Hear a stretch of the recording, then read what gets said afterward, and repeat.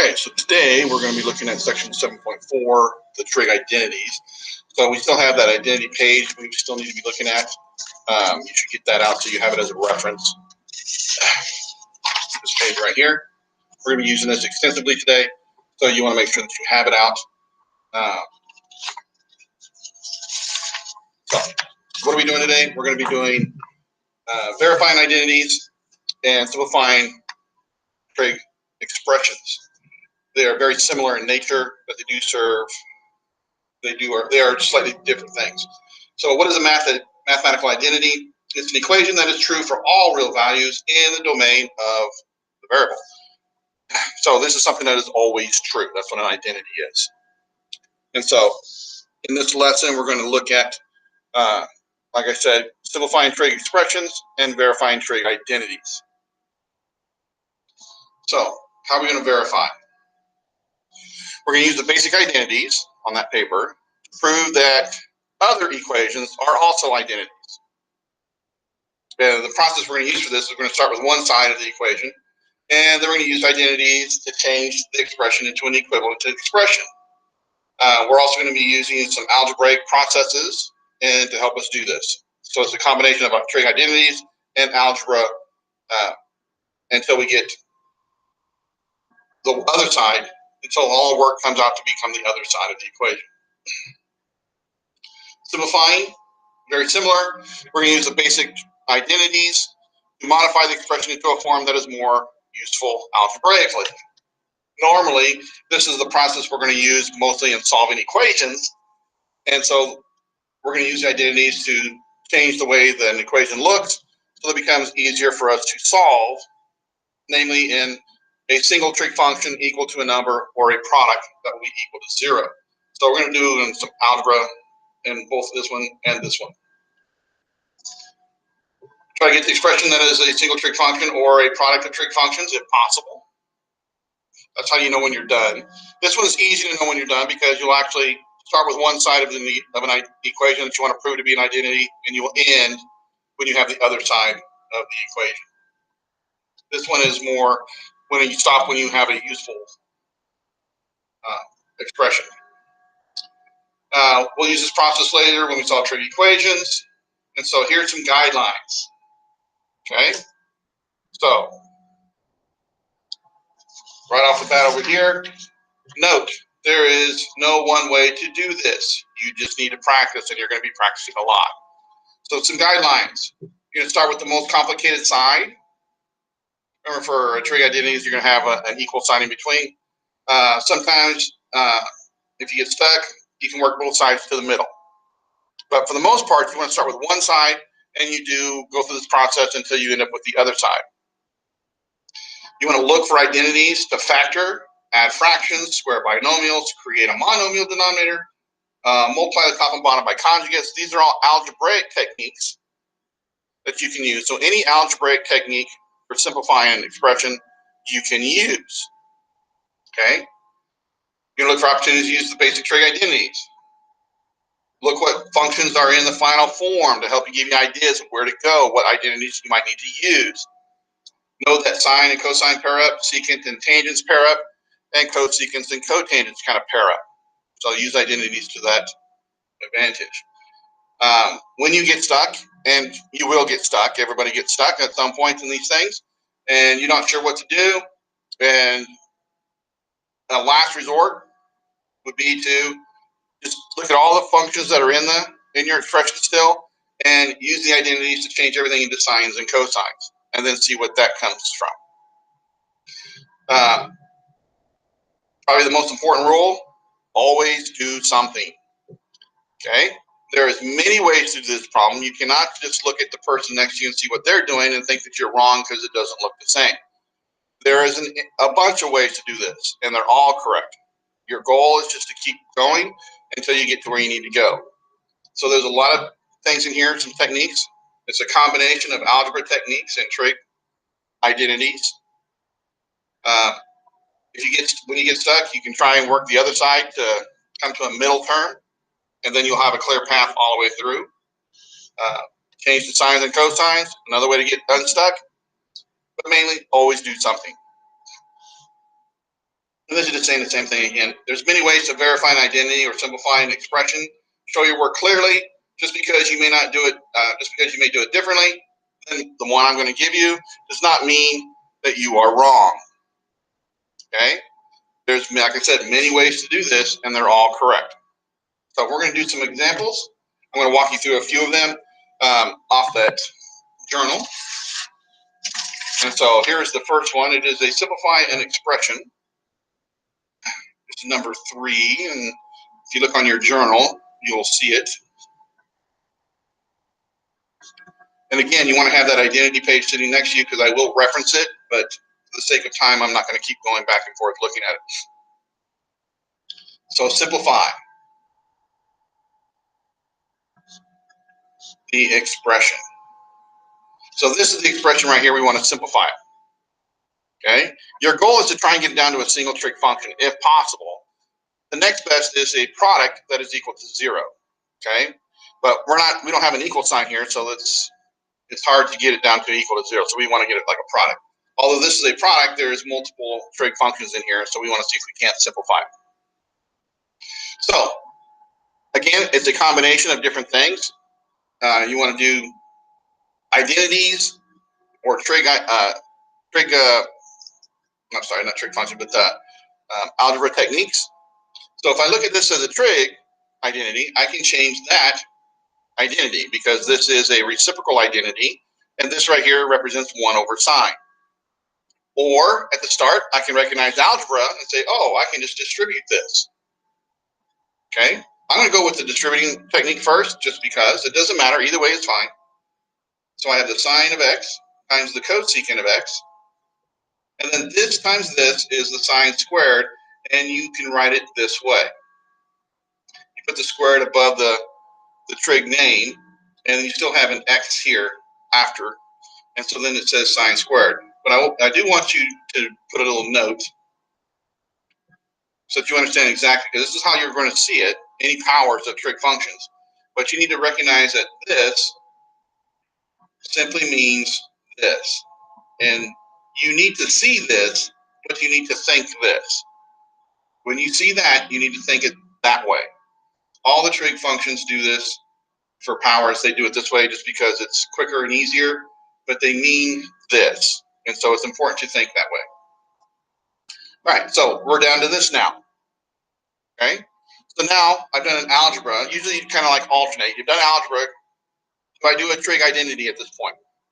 Well, this is where I can then take this and change it to the sine, because I'm going to multiply sine times this, and this is 1 over sine.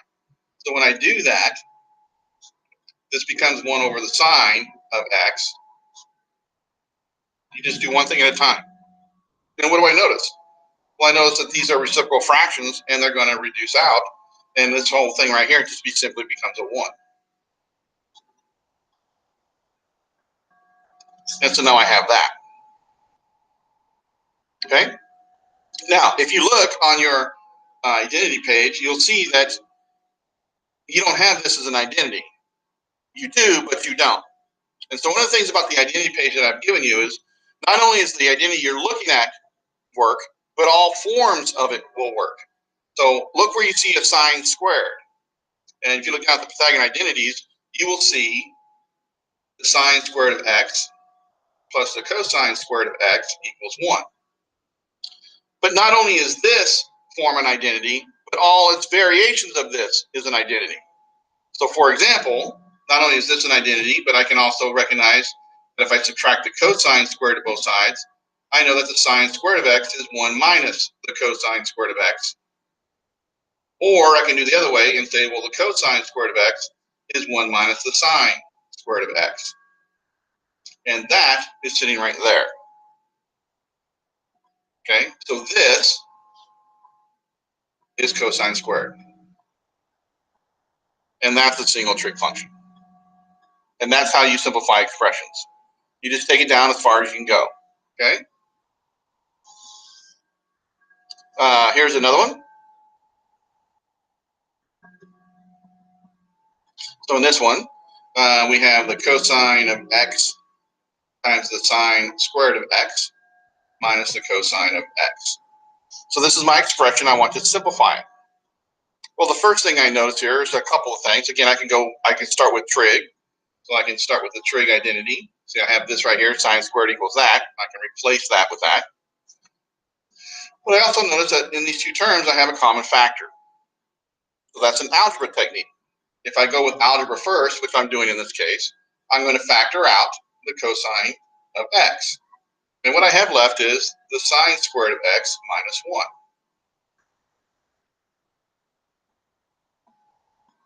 Okay, so now I'm here.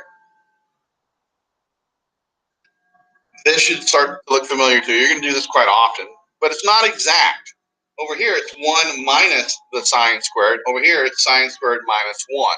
So the signs are reversing here. So this should, to make it this one, this would have to be a negative and this have to be a positive. So to make that happen is I can then factor that out. I can factor out a negative from that, because factoring a negative or multiplying by a negative just changes all the signs. So then this becomes the cosine of x, and this is 1 minus the sine squared of x.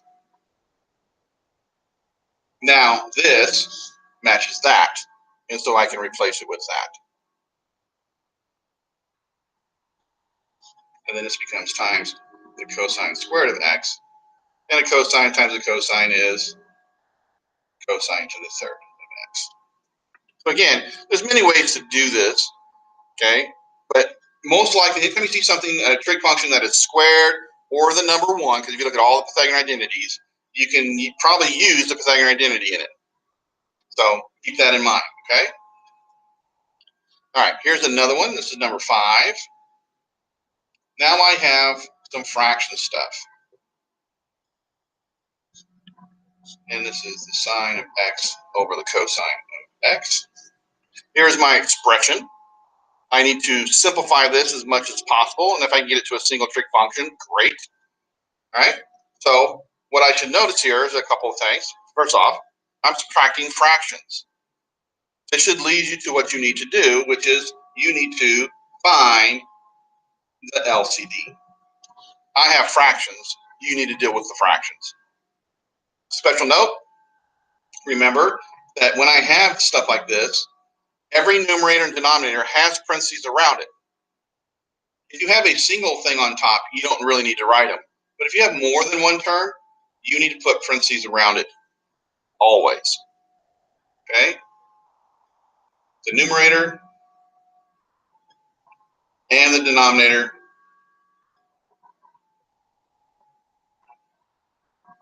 are in parentheses. You need to do that because otherwise you will make mistakes. I see it all the time. So this is one denominator, this is a denominator, their product is the least common denominator.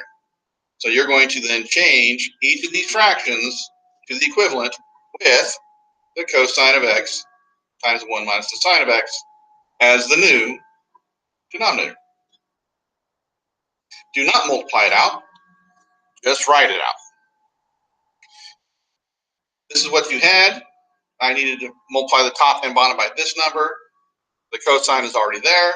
So on top, I will get the cosine squared of x.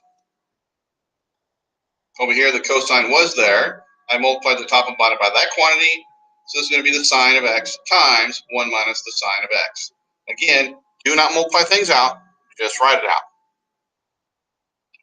Next, you have a common denominator. Combine this into one fraction. So now I have one fraction. Again, do not multiply anything out. Just write it out. You don't want to make sign errors. Once you have it as a single trig function like this, okay, then now you can distribute, don't distribute the bottom, distribute the top, and combine like terms if possible. Or then we'll see what we end up with. So this right here is now going to become the cosine squared of x minus the sine of x plus the sine squared of x. The bottom, you just leave it alone until the very end. Unless you need to multiply it out, don't multiply it out. Now, I've done all this algebra. At some point, I probably have to look for a trig identity. And that's right here. So I've simplified everything as far as I can go. Nothing combines on top. but I do notice sine squared and cosine squared. Anytime you see those things in the same place, and see how they're both plus, plus cosine, plus sine, sine squared plus cosine squared is 1. So these two terms are going to get replaced with simply a 1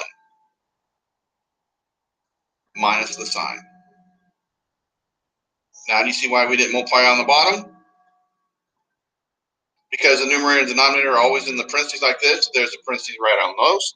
And these two terms are identical. So they will reduce out. You have 1 on top, a cosine on the bottom, and reciprocal identities tell me that this right here is the secant of x, a single trig function. That's where you're headed. Okay? Let's go ahead and look at another example.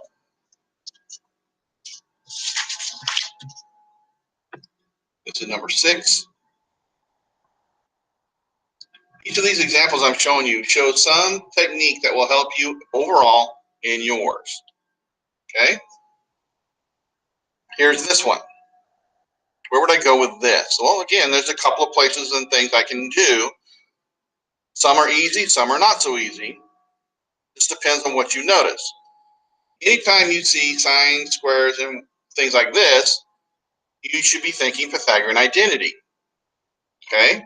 So the top, we knew, becomes what? 1 minus the cosine squared of x. Now, before you think that you can start reducing here, you can't. Remember, the top is in parentheses and the bottom is in parentheses. You can do nothing. You can never go inside to reduce. Besides, this is a squared on top. It's not a cosine. It's got to be the same thing to be able to reduce it out. But what you should notice, and that's the reason for this example, is that the top is the difference of two squares. You want to factor the top because that is one of the factors of the top. Remember that a squared minus b squared can factor into a plus b, a minus b. And the a minus b is sitting right there. So the top becomes 1 plus the cosine of x, 1 minus the cosine of x, and the bottom is 1 minus the cosine of x. And so you can see clearly that those will drop out. And you're left with 1 plus the cosine of x. And there's nothing more you can do on this one in the simplification. That's as far as you're going to be able to go, and that's okay. For simplifications, you just go as far as you think you can go. And then we learn from that. All right, let's look at another one. This is the last simplification one. Again, all of these are designed to show you techniques on how to do processes of trig identities and algebra techniques. All right, in this one, you look at this expression and you see that I have two different ones. Same thing up here, I had two different ones. So you really want to try, if you have more than one trig identity, you try and get them to be the same, if possible. Okay? It's not always possible, but you try to. Is there an identity that can make all these tangents or all of these secants? And we have a trig identity that tells us that, yes, this one right here is a Pythagorean identity. All your squares have a Pythagorean identity involved.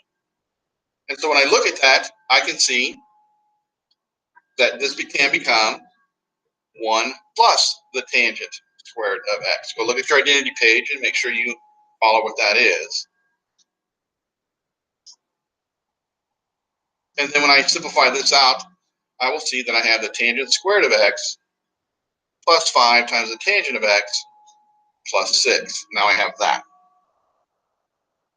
And even though you see trig functions here, I want you to take a look and notice that I can factor it, or maybe use the quadratic formula. If I take the trig functions and I say, hey, this looks like a squared plus 5a plus 6, where a is the tangent of x.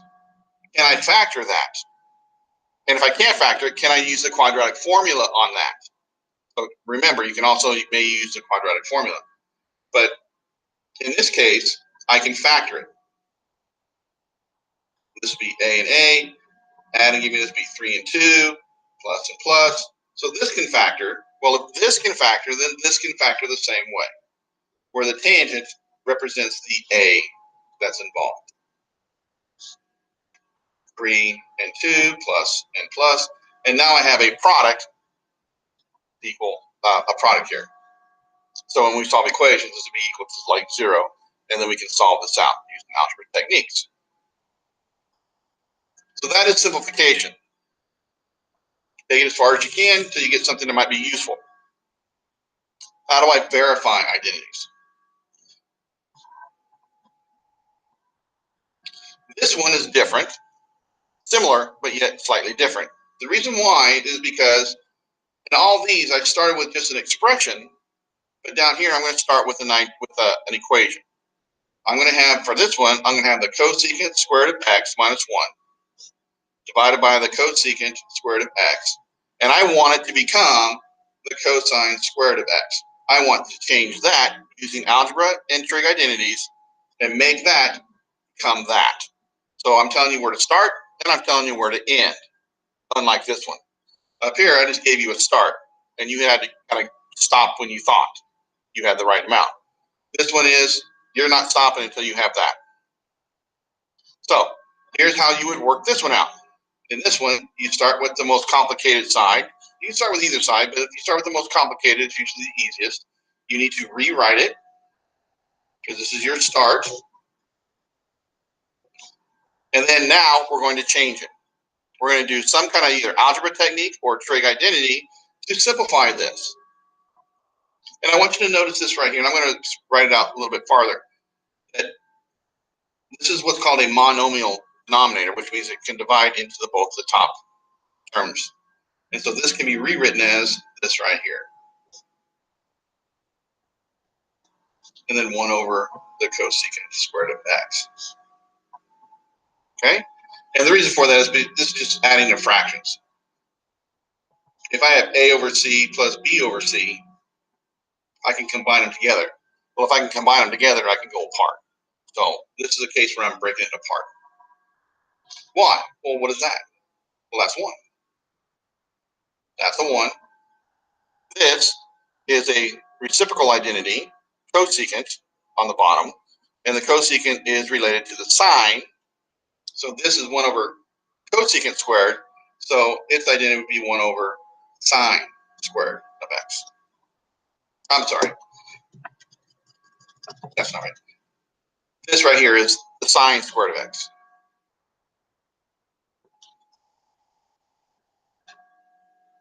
Okay? And we already know what this is. And so this is the cosine squared of x. Remember, that's where I was heading, correct? And so now that's done. This is the work you would show me. So when I grade this, this is how I look. I look for this is where you started. Is that correct? Yes. Is that correct? Yes. Is that done? Yes. That's how I grade your work here. That's why you want to be very careful in how you display your work. Okay? We get another paper. Let's do another one. This one is the cosecant of x minus the sine of x. And I want that to be the cosine of x times the cotangent of x. Doesn't look like there's much there. So we start, again, you can start with either side. It's easier to bring 2 terms into a single term than it is to take a single term out to 2 terms. So start with the left side. And we need to change it. So you look at your identities or your trigs. There's no algebra here I can really do. So I look at the identities and I notice, hey, the cosecant is 1 over sine. So that's the first change.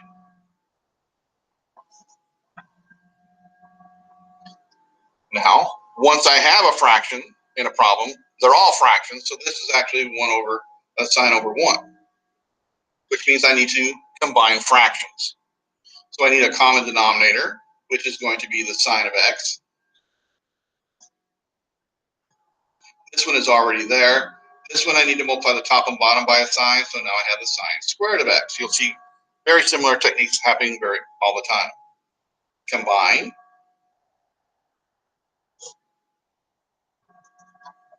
Okay. Now what? If you forget what you're doing, you don't want to start going in a circle. Sometimes people start looking at this, oh, I can just go back this.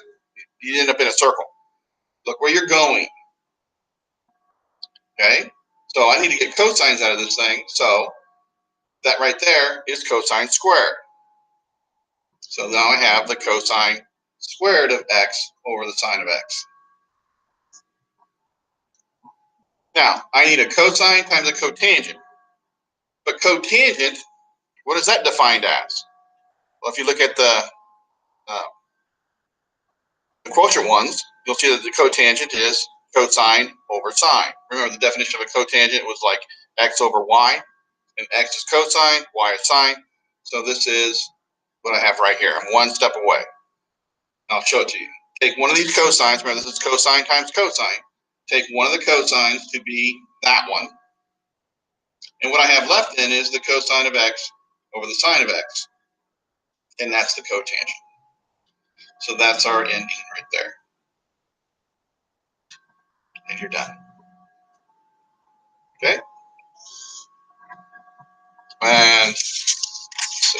I think this is, no, I got a couple more. Two more to go. 1 over 1 minus the cosine of x plus 1 over 1 plus the cosine of x. And I need that to be 2 times the cosecant squared of x. So we're going to start with the fractions. You rewrite it. Look at the denominators, and you will notice that that's that difference of 2 squared thing again, isn't it? So, common denominator, these are in parentheses. The common denominator is their product.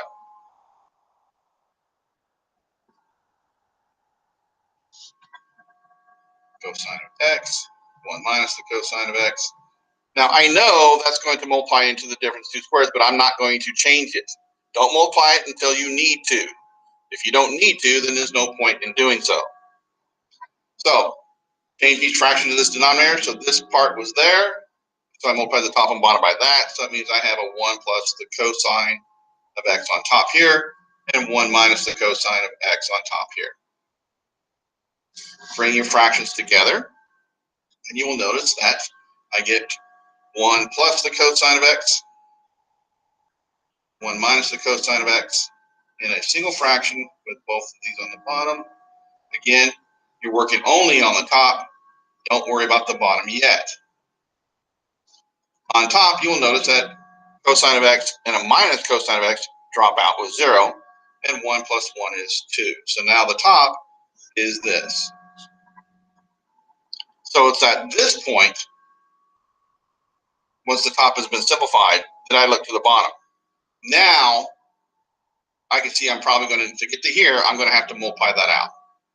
And so then, since this is the difference of 2 squares, when you multiply this out, it's 1 squared minus the cosine squared. We already know that this is a Pythagorean identity, and it becomes the sine squared. And if this 2 wasn't there, it was a 1. 1 over sine is the cosecant, and so this is 2 times the cosecant squared of x, and we're done. Okay? And there's one more I want you to look at. Very similar in nature. You'll see a lot of similarities in these problems.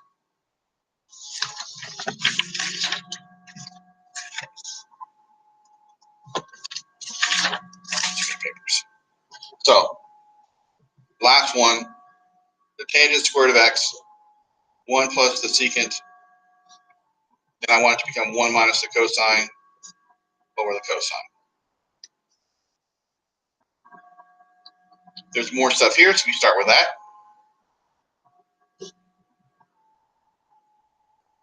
And remember, from Pythagorean identities, that is this.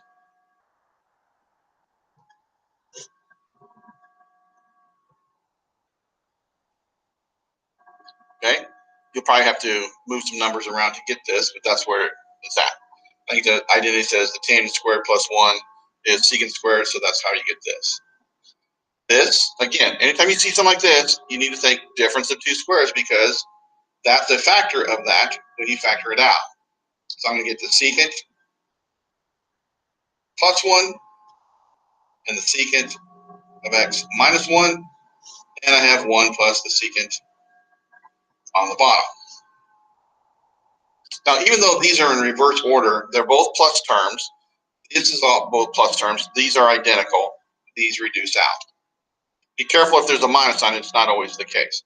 So now I'm down here to this, but I need cosines.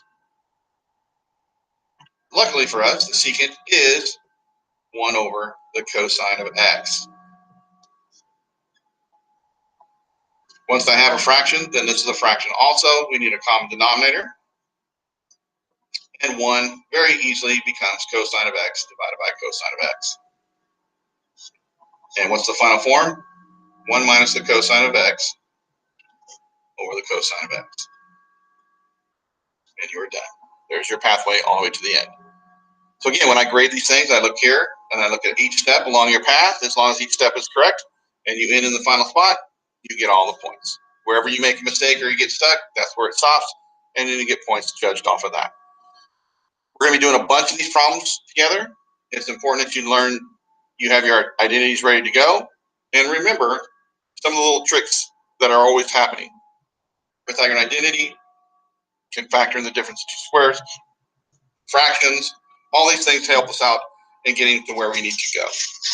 So we'll do a lot more practice, and this ends this video.